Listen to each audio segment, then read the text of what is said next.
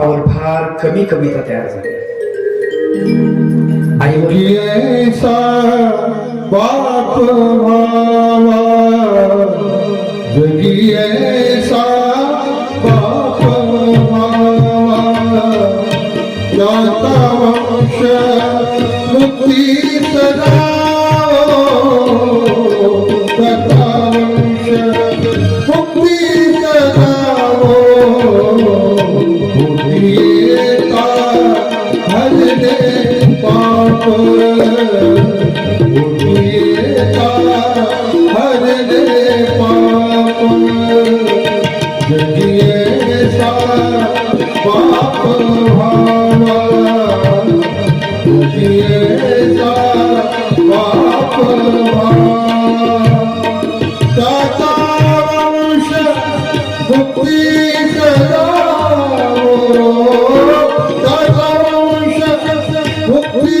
सदाओ भूतियेता हरणे पाप भूतियेता हरणे पाप भूतियेता हरणे पाप माय बापू आयुष्याचा दुःखचा धडा माय बापू आयुष्याचा दुःखचा धडा सत्य किया पुणे होती पुण्याचा हवाळा सत्य किया पुणे होती पुण्याचा हवाळा नको दंडा नको कोण आनंदाचे पाणी वाहे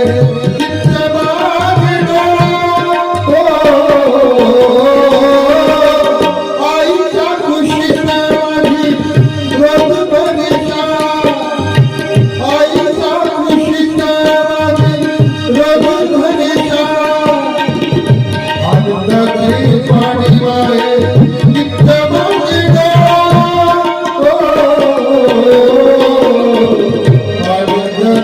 पाणी वाहे नित्य माझे स्वागताचे पाणी वाहे नित्य माझे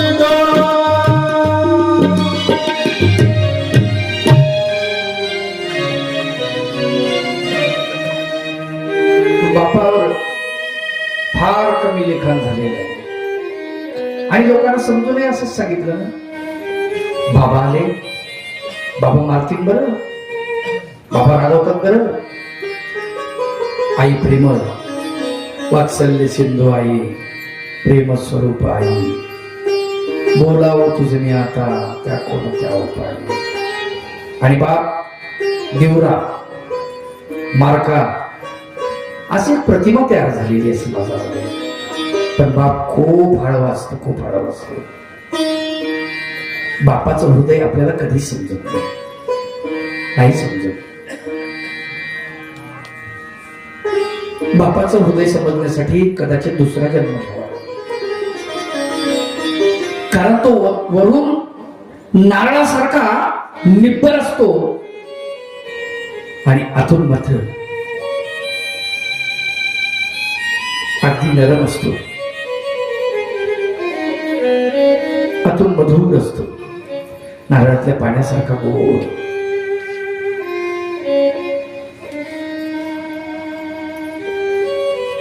देवकीनं जे सहन केलं, वसुदेवाला काय बरं वाटलं काय? त्यालाही प्रचंड त्रास झाला असेल. दोघेही विचार करतात, अरे आपण लेकरं जन्माला घालतो कशासाठी?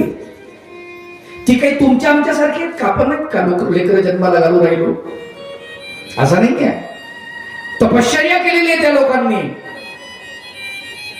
जी बाळ त्यांनी जन्माला घातलेली आहेत त्या तपश्चर्येतून जन्माला आलेली आहेत. 6 बालकं सुद्धा जी होती ना ती अत्यंत पवित्र ती अशी होती. आणि ती मरण पावली. भारतात पुत्र कामेष्ठी यज्ञ केला जायचा. आता कोणी करत नाही पुत्र कामेष्ठी यज्ञ. चांगला पुत्र भगवंता मला दे असं म्हणून कोणी प्रार्थना करत नाही देवाची. लग्न झाल्यानंतर किती दिवसांनी मिलन असतं पती पत्नीचं?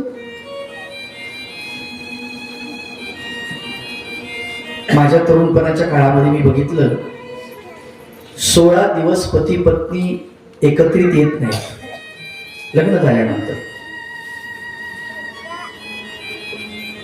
कुळाचा धर्म, कुलदैवत, गुरुची भेट असे अनेक प्रकार त्याच्यामध्ये दाखवलेले आहेत. आणि 16वं साजरं करतात, देवाला ओटी उपहार वगैरे करतात आणि त्यानंतर त्यांचं मिलन होतं. आता असा प्रकार आहे का? मला सांगा, चांगली लेकर जन्माला कशी येतील? देवाला मागितले का आपण जाऊ, हे प्रभू दत्तात्रय महाराज, माझ्या कुटुंबाचा, माझ्या कुळाचा उद्धार होईल, असं बालक, अशी कन्या मला द्या, असं म्हटलंय का आपण? नाही ना माय बापू, नाही ना. बरं, ह्या काही शिकवण्याच्या गोष्टी आहेत का? ह्या संन्यासी माणसानं सांगाव्यात का? नाही ना. तुम्हालाच कळायला पाहिजे. देवाला प्रार्थना करायला पाहिजे, प्रभू मला बाळ जन्माला घालायचं असेल ना, जननी जने तो भक्त दाता जने वाशूर, न तो बिचारी वांज भली, न गवाए अपना नूर. जननीनं जन्म द्यावा, दात्याला जन्म द्यावा. दाता संसारासारखा दानी, करण्यासारखा दानी जन्माला घालावा.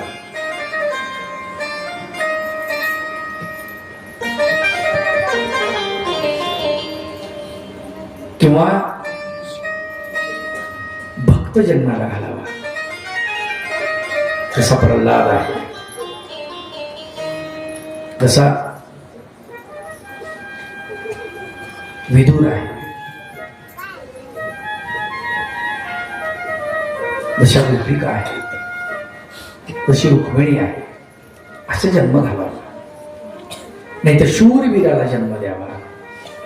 छत्रपती शिवाजी महाराज, संभाजी महाराज, महाराणा प्रताप वगैरे वगैरे यांना जन्म द्यावा.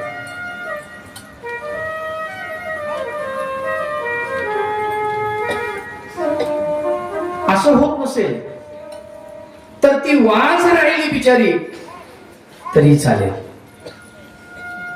काय उपयोग आहे? नाही का?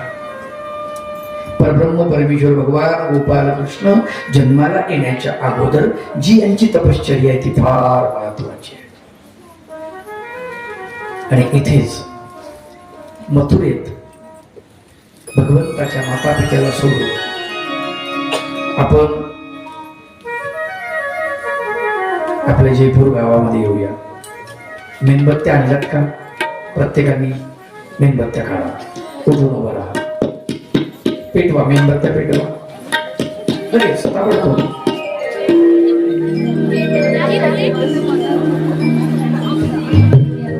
एकाला एक लावून घ्या, पटापट पटापट. ज्यांनी ज्यांनी मेणबत्त्या आणल्या त्यांनी मेणबत्त्या लावून घ्या. एकाला एक जॉईंट करा पटापट तिकडे.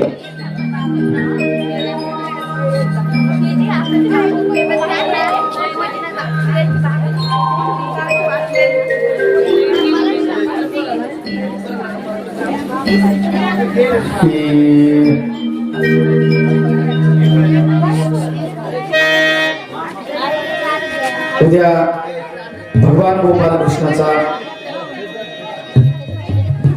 अवतार म्हणजे भगवंताचा जन्म आपण साजरा करणार आहोत.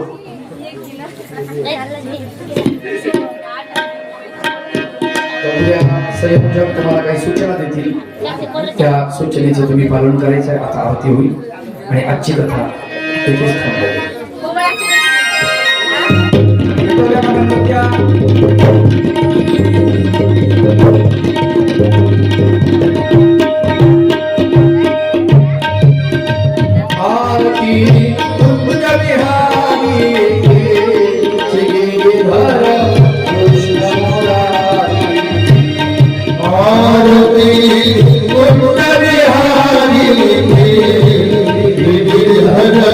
कृष्ण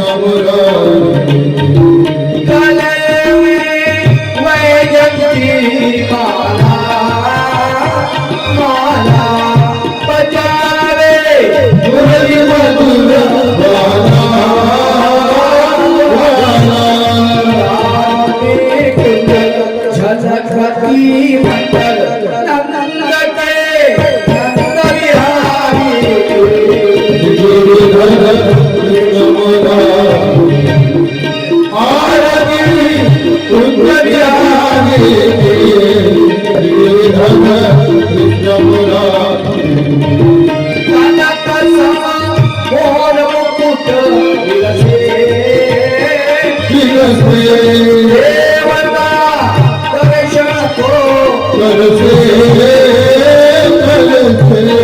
आयावे चंद आवला मेरे तंग द्वालिनी संग राजरथ भगवानी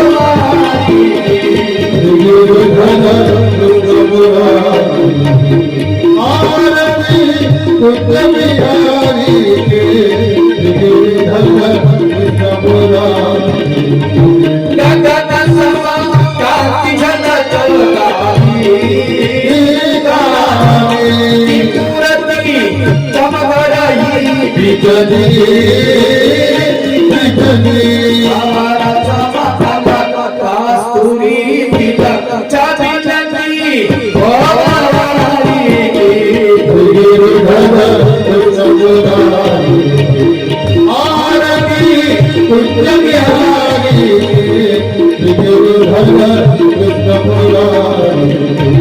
जहाँ से प्रकट हुई गीता किया अर्जुन वीर हुआ शोभा